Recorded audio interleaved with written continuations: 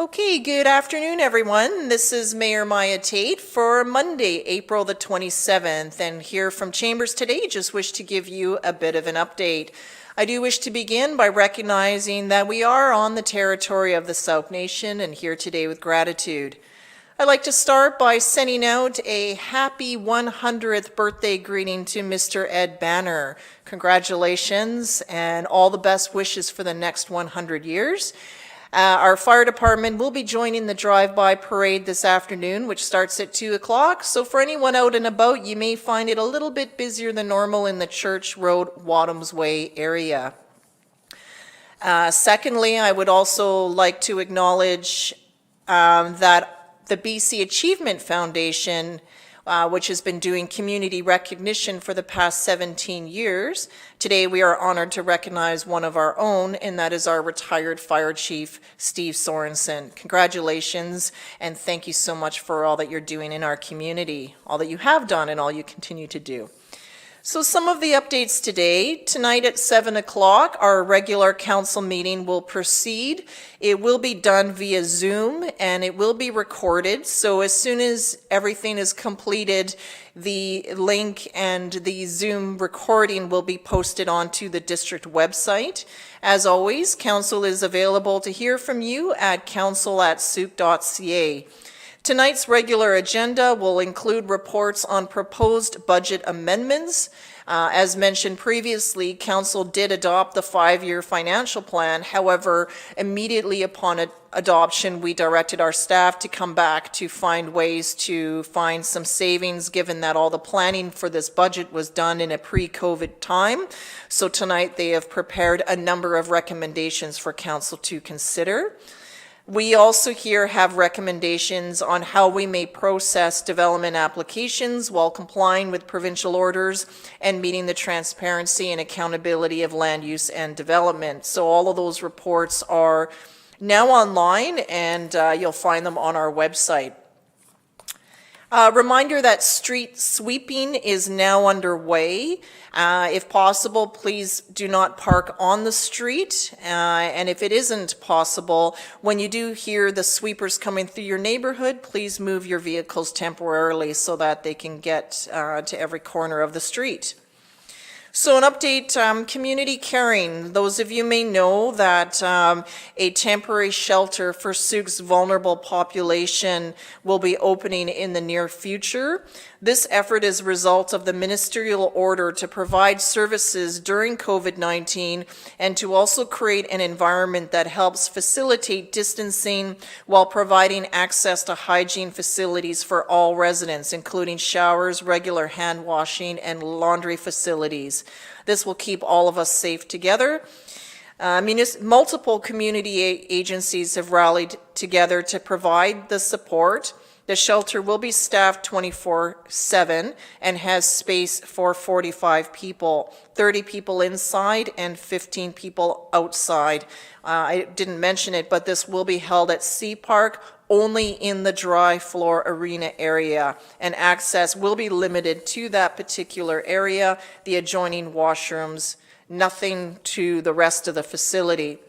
And the tents are expected to be in the parking lot. Through community outreach efforts, all the residents have been identified and the space at the shelter is already spoken for. This space is not available to anyone outside the community of Sauk. And I'd like to give my thanks to BC Housing, the Capital Regional District, the Sea Park staff and their commission, the Sauk Shelter Society, the Sauk Region Communities Health Network, and the Sauk Coalition to End Homelessness. All of these folks have been involved to make this happen. The space is being used because it is currently closed to the public, and the shelter is expected to open in the coming days and will run until June the 30th. There will be no impact to Sea Park from opening once the closures of facilities has been lifted. There are funding agreements in place, insurance, and all of that has been vetted by CRD staff together with BC Housing. Safe Seniors and Strong Community Program in Sauk. So there are openings available for anyone that's 65 plus who would like to participate in the program. And there's also the ongoing call for volunteers. So please call BC 211 to register for services. And these types of services include prescription pickup, meal preparation, grocery shopping, or just a friendly call or check-in. For any of you that may have seniors living in Souk, you may also want to check in about what's available and how to connect people to the necessary services. For the library, our library is now issuing library cards online and have increased access to e-resources, including the online ebooks, audiobooks, magazines, and more. I'm also pleased to share with you that the building permit for our new library that will be located on Wadham's Way has been issued and approved. The construction will be tendered, evaluated, and awarded now that the pre-qualification period has closed. This was extended by 1 month. It was originally set to close March 23rd, but that was right when all of the provincial orders were coming into place, so the construction industry had requested an extension. And we are excited to share that 10 bids have been received. We expect construction to start in the second or third quarter, with the brand new branch opening 12 to 18 months after that, and we'll provide more details once we learn more about this. The lease at the current location has also been extended, so there will be no disruption to services. So many thanks to the Vancouver Island Regional Library Board. On another note, I'm pleased to share that the expansion for our West Coast Medical Clinic is underway. Permits been issued and the renovations are happening there as we speak, as well as the hiring of the staff to progress the expansion of our facility there. And then just returning to Sea Park for a moment, they have opened up some registration for summer programming, so just go online to see what is available. We're hoping that their programming can proceed, and the Sea Park staff are closely monitoring provincial orders and will do all that they can accordingly. Also, the golf course is scheduled to open on May 1st with some changes to how services are delivered. There won't be any beverages sold on site, for example, but the fares can be done either at the location or over the phone, and there are some changes that are being worked out now to comply with social distancing to also keep all of the staff and players safe. So some bylaw and park reminders. A reminder that backyard burning remains prohibited. This is a provincial order that is in effect from the Ministry of Environment. However, small campfires and contained rings remain permitted. Please use clean split wood only and not to burn any garden waste. I'm also requesting please don't dump any yard waste or garbage in our public spaces, green space, or other areas. This will be subject to a fine under the Community Parks Regulation Bylaw. And I'd ask that if you are using any single-use gloves or masks, please take those home and discard them in your own garbage facility. And also any doggy waste, please pack it in and pack it out. I've heard that some folks are uncomfortable using the bear-resistant garbage bins because of how you need to open them. So in that case, it's best just to take your own garbage home and just not to leave it beside the can.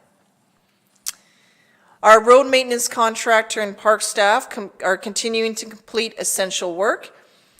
Please help them practice social distancing by not approaching them directly with questions or concerns. We just ask that you respect their space while they're working.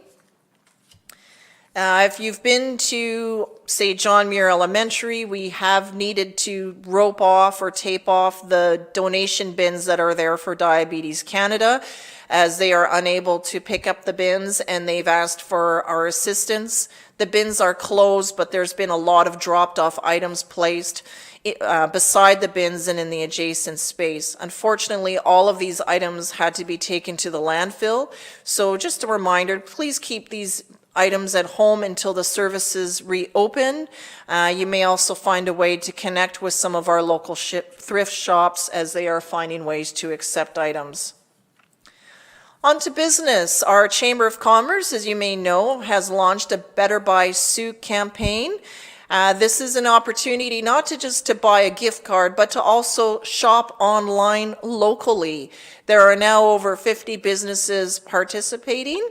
And when you go to Better Buy Souk, you'll see the various business listed there, and then a click on their logo will take you straight into their own virtual shop. So it's a great way to shop local while also enjoying the online features. We have heard now that there are plans in the works for the safe reopening of BC restaurants. BC health officials are exploring ways to ease social contact restrictions as long as the number of COVID-19 transmissions continue to drop. A cross-section of restaurant operators are developing plans to reopen the food industry, according to a media release from the BC Restaurant and Food Services Association. A preliminary plan is expected next week. And also, the federal government has announced $62.5 million of new funding for the Canadian Seafood Stabilization Fund.